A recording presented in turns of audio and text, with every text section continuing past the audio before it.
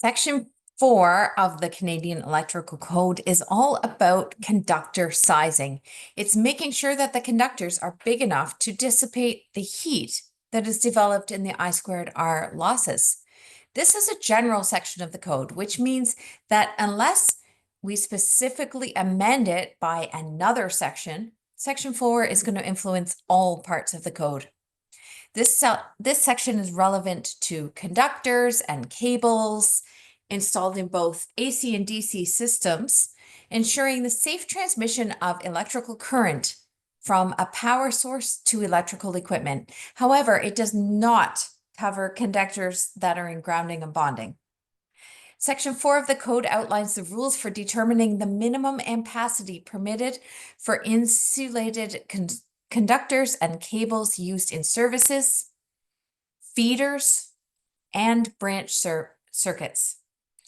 It applies to various types of conductors and cables, including wire and cable, flexible cords, portable power cables, and equipment wire.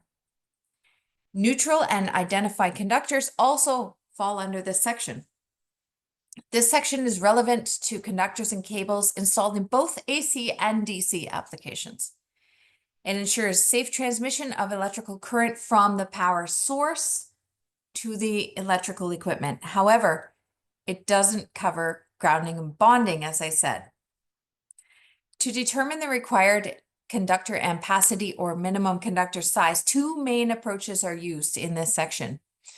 One method is based on the calculated electrical load, and the other method is based on the specific requirements of the electrical equipment.